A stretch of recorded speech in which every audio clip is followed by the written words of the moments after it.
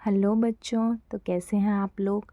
आज का हमारा गोल क्या है। आज का हमारा गोल है differential area and differential volume discussion. हमने प्रीवियस वीडियोस में डिफरेंशियल लेंथ तक कवर अप कर लिया है। अब हमें differential area and differential volume को कवर करना है, जिसके बाद हमारा फर्स्ट चैप्टर जो कि है कोऑर्डिनेट सिस्टम वो कंप्लीट हो जाएगा। देन हम मूव करेंगे अपने सेकेंड चैप्टर की तरफ जो कि है वेक्टर कैलकुलस। उससे पहले आप चैनल को सब्सक्राइब कर लें for more videos and video को लाइक कर दें। और पूरी प्लेलिस्ट का लिंक आपको डिस्क्रिप्शन में मिल जाएगा, तो वहाँ से आप जाके पूरा कोऑर्डिनेट सिस्टम पढ़ सकते हैं, देख सकते हैं वहाँ पे वीडियोस। और कोई डाउट हो तो उसको आप पूछ सकते हैं। नाउ अब हम मूव करते हैं अपने फर्स्ट गोल की तरफ जो कि है डिफरेंशियल एरिया डिस्कशन। तो पहला हमारा डिस्कशन क्या है, डिफरेंशियल एरिया के बारे में। तो पहला पॉइंट जिसमें हम क्या पढ़ने वाले हैं कि इसका जनरल फॉर्म क्या होता है।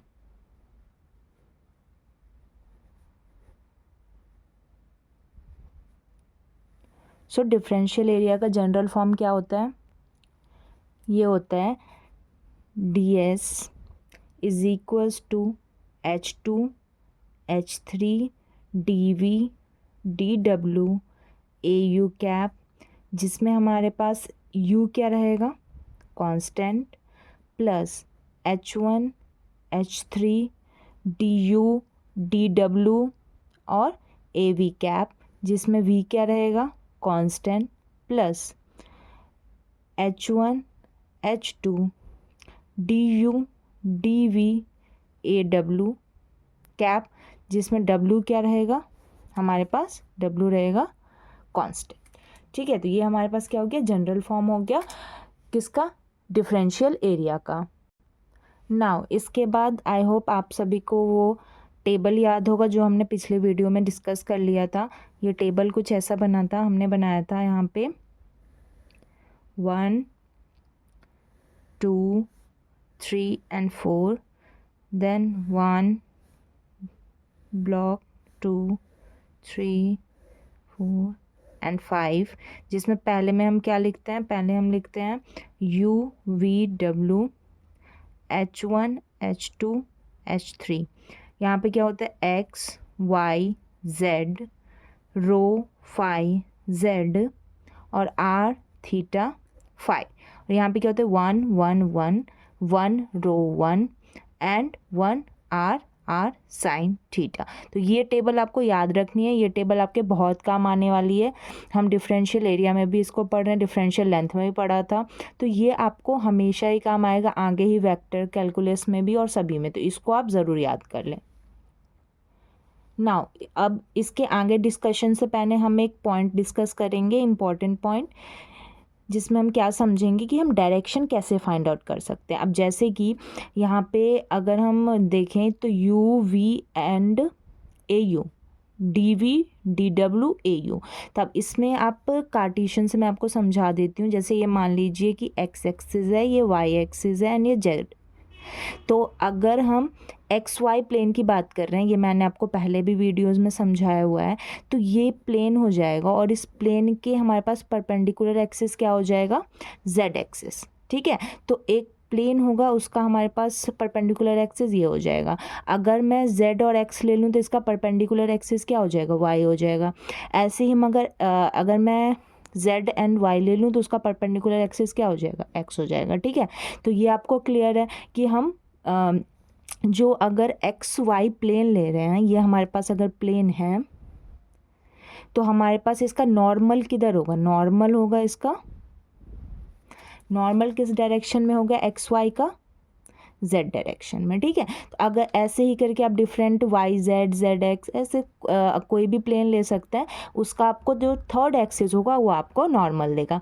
तो ये हमारे पास किस में काम आने वाला है, ये हमारे पास डिफरेंशियल एरिया में बहुत काम आने वाला है, जो कि हम आगे देखने वाले हैं।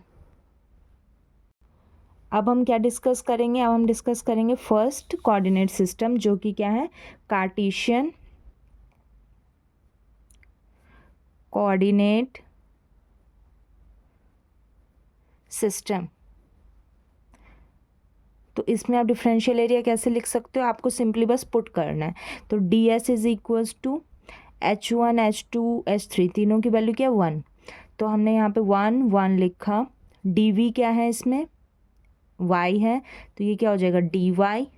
ये क्या हो जाएगा डब्लू जेड है तो डी जेड, और यू क्या है x है तो ए एक्स कैप, और इसमें मेरे पास x क्या है कांस्टेंट। तो अब आप मुझे ये बताइए इसमें चेंज कहाँ हो रहा है, चेंज हो रहा है y में एंड z में, और मेरे पास डायरेक्शन किधर आ रही है x में, यानी चेंज हो रहा है x एंड y में, और उसका जो नॉर्मल है वो मुझे क्या दे रहा है एरिया वेक्टर। तो एरिया वेक्टर हमेशा जो दो वेक्टर का चेंज हो रहा है उनके परपेंडिकुलर आएगा, ठीक है, और वो कांस्टेंट रहेगा। प्लस ये 1 1 हो जाएगा, ये डी एक्स हो जाएगा, डी जेड हो जाएगा, ए वाई हो जाएगा।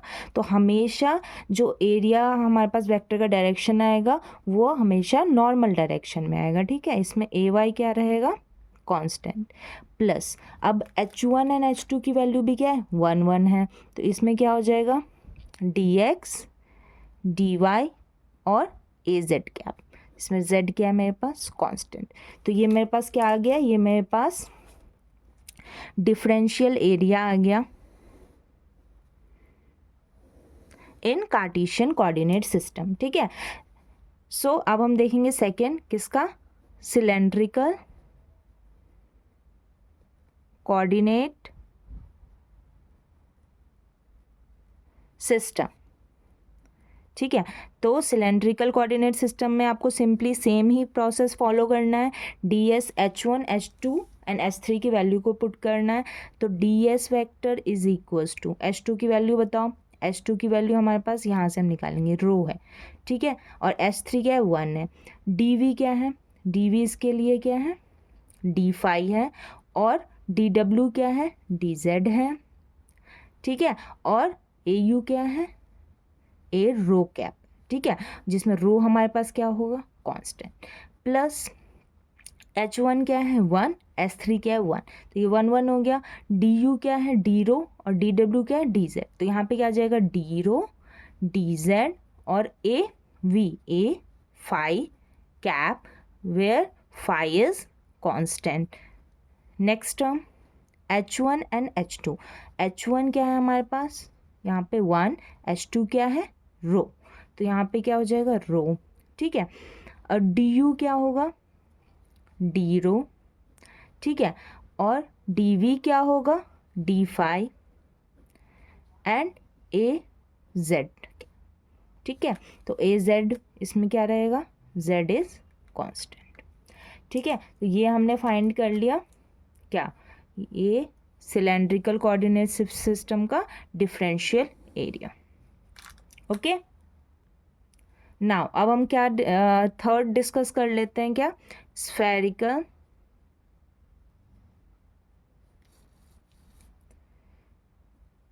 Coordinate system. Spherical coordinate system के लिए क्या करेंगे आप, same process, d s is equals to d s H2 क्या है H2 बताओ R, और H3 क्या है R साइन थीटा, बस आपको वैल्यूज़ पुट करनी है, ये टेबल याद करनी है। डी वी क्या है A D theta, D W क्या है डी फाई, ठीक है, और ए आर कैप, ठीक है, वेयर आर इज कांस्टेंट।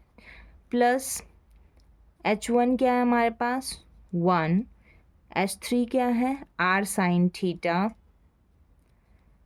ठीक है, और यहाँ पे हमारे पास डी यू क्या हो जाएगा डी आर, डी डब्ल्यू क्या हो जाएगा डी फाई, और ए वी क्या हो जाएगा A theta cap where theta is constant.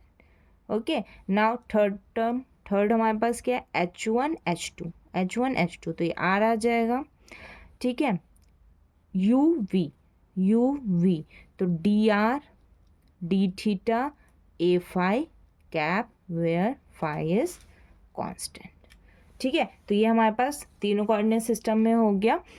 इसमें आप देख रहे हैं कि किस डायरेक्शन में आ रहा है ये भी हमें दिख रहा है। इसमें हमारे पास rho d phi d z a rho में है, डी रो डी जेड हमारे पास ए फाई में है, रो डी फाई मेरे पास ए जेड में है। ठीक है, ऐसे ही हमारे पास जब हम इसको सिंप्लीफाई करेंगे, जब हम स्फेरिकल को सिंप्लीफाई करेंगे तो क्या आएगा, d s is equals to r square sine theta d theta d phi a r cap where r is constant plus r d theta a phi cap where phi is constant plus r sine theta d phi a theta cap where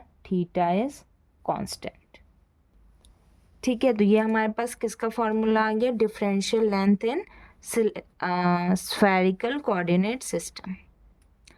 ठीक है, तो इसमें भी आप देख सकते हैं r square sine theta d phi किस डायरेक्शन में, ए आर में, r d theta a phi के डायरेक्शन में, r sine theta d phi किस में है, ए थीटा के डायरेक्शन में। ठीक है, तो हमेशा जो एरिया आता है वो हमेशा नॉर्मल आता है। सो आपको ये बात क्लियर रखनी है कि हम जब भी डिफरेंशियल एरिया निकालेंगे तो उसमें हमेशा नॉर्मल डायरेक्शन में ही आना चाहिए उसका यूनिट वेक्टर। ठीक है, और हमने डिफरेंशियल लेंथ पिछली वीडियोस में डिस्कस कर लिया था जिसमें हमने देखा था कि सेम डायरेक्शन में आता है। ठीक है, तो आपने नहीं देखा तो आप जाके उसको देख सकते हैं। अब नेक्स्ट टॉपिक हमारा क्या है, डिफरेंशियल वॉल्यूम। ठीक है, अब डिफरेंशियल वॉल्यूम में हम क्या देखेंगे, पहले जनरल, तो in general form differential volume हमारे पास इजी है as compare to differential area and length. तो d v is equals to होता है H1 H2 H3 DU DW and DV। ठीक है, तो ये हमारे पास क्या हो गया, जनरल फॉर्म हो गया। अब आपको सिंपली क्या करना है, वो टेबल याद रखनी है और यहाँ पे पुट कर देना है। तो अगर हम फर्स्ट किस में देखें, कार्टेशियन में, कार्टेशियन कोऑर्डिनेट सिस्टम में, तो क्या आ जाएगा, H1 H2 and H3 is 1 1 1। तो DV is equals to DX DY and DZ। ठीक है,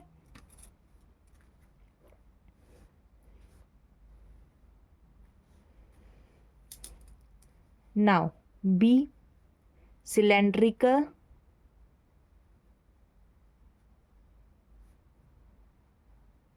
कोऑर्डिनेट सिस्टम।